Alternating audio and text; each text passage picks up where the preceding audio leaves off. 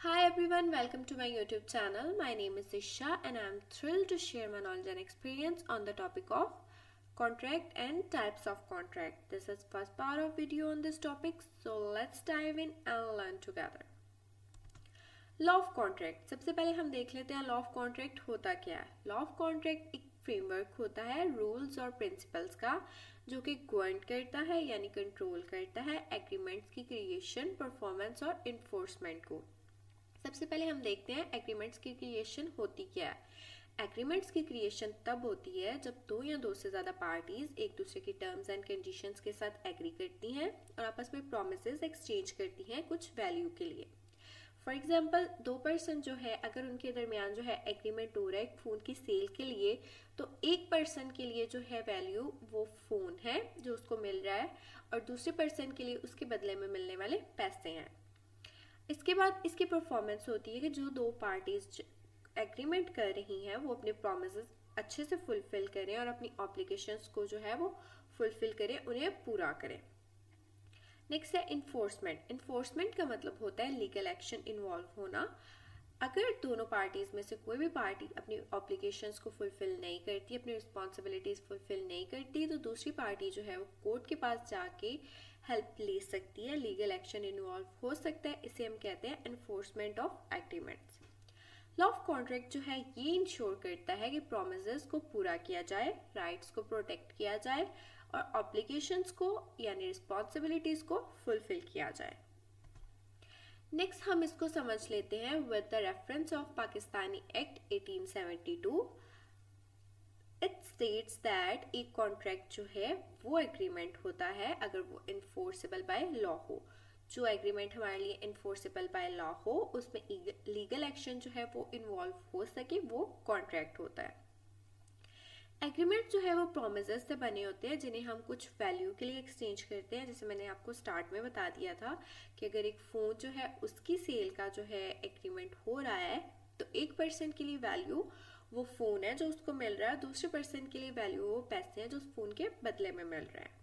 सो इसमें जो है प्रोमिसेस को एक्सचेंज किया जाता है कुछ वैल्यू के लिए। एक कॉन्ट्रैक्ट जो है वैलिड तब होता है जब पार्टीज जो है फ्रीली एग्री करें, लाइक कोई प्रेशर नहीं हो, वो अपनी मर्जी से, अपने कॉन्सेंट के साथ, अपनी परमिशन से उस जो है कॉन्ट्रैक्ट को साइन करें। नेक्स्ट वो कॉम्पिटेंट हो, लाइक वो इस काबिल हो कि वो कॉन्ट्रैक्ट कर सके। फॉर एग्जांपल 18 ईयर्स से कम जो है माइनर के साथ हम कॉन्ट्रैक्ट नहीं कर सकते, उनमें ये एबिलिटी नहीं होती। नेक्स्ट अनसाउंड माइंड जो है, जिनके पास मेंटल स्टेबिलिटी नहीं है, उनके साथ भी कॉन्ट्रैक्ट जो है वो नहीं हो सकता। और उस कॉन्ट्रैक्ट का एक लॉफुल ऑब्जेक्टिव होना चाहिए, लाइक जिसको कोर्ट एक्सेप्ट करे। फॉर एग्जाम्पल देखिए, मर्डर के लिए आप कॉन्ट्रैक्ट नहीं कर सकते कि हम किसी को ये नहीं कह सकते कि हमने उसके साथ कॉन्ट्रैक्ट किया कि वो मर्डर करे और वो मर्डर नहीं कर रहा, इसलिए हम कोर्ट से हेल्प लेना चाहते हैं। या फिर इलीगल प्रोडक्ट्स जो है उनकी सेल परचेज के लिए हम कॉन्ट्रैक्ट नहीं कर सकते क्योंकि वो लॉफुल ऑब्जेक्टिव नहीं है। नेक्स्ट है हमारे पास डेफिनेशन ऑफ कॉन्ट्रैक्ट। एक बहुत छोटी सी कंसाइज सी डेफिनेशन है। Every agreement and promise enforceable at law is called a contract. हर एग्रीमेंट और प्रॉमिस जिसमें लीगल एक्शन इन्वॉल्व हो सके, जो कि इन्फोर्सेबल बाय लॉ हो, उसे हम कॉन्ट्रैक्ट कहते हैं। इस डेफिनेशन से हम दो एलिमेंट्स जो एक्सट्रैक्ट कर सकते हैं कॉन्ट्रैक्ट के, एग्रीमेंट और इन्फोर्सेबिलिटी। एग्रीमेंट क्या होता है? एग्रीमेंट म्यूचुअल अंडरस्टैंडिंग होती है और एक्सेप्टेंस होती है टर्म्स एंड कंडीशंस की कॉन्ट्रैक्ट के।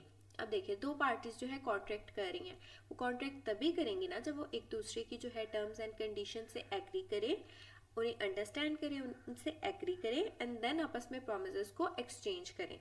इसमें जो पार्टीज के दरमियान प्रोमिसेस, गुड्स या फिर सर्विसेज को एक्सचेंज किया जाता है। एनफोर्सेबिलिटी का मतलब होता है एबिलिटी एक कॉन्ट्रैक्ट की to be upheld and enforceable by law, कि उसे लॉ जो है वो एक्सेप्ट करता हो और उसमें लीगल एक्शन इन्वॉल्व हो सके, सो दैट उसमें अगर कोई भी पार्टी जो है अपनी ऑब्लिगेशंस फुलफिल नहीं कर रही तो दूसरी पार्टी जो है वो कोर्ट से हेल्प ले सके और लीगल एक्शन इन्वॉल्व हो सके। नेक्स्ट है हमारे पास टाइप्स ऑफ एग्रीमेंट्स। हमारे पास दो बेसिक टाइप्स हैं एग्रीमेंट्स की, social agreements and legal agreements. Social agreements हमारे पास वो इनफॉर्मल एग्रीमेंट्स होते हैं, वो प्रोमिसेस जिनमें लीगल एक्शन इन्वॉल्व नहीं होता। फॉर एग्जाम्पल, हम किसी से कमिट कर देते हैं कि हम तुम्हारे साथ रात को डिनर करेंगे, लेकिन किसी भी रीज़न की वजह से हम डिनर नहीं कर सकते, तो दूसरा बंदा जो है वो ये नहीं कह सकता कि मैं कोर्ट के पास जा रहा हूँ कि इसने मेरे साथ डिनर नहीं किया। उसमें लीगल एक्शन इन्वॉल्व नहीं होता, वो इनफॉर्मल एग्रीमेंट्स होते हैं।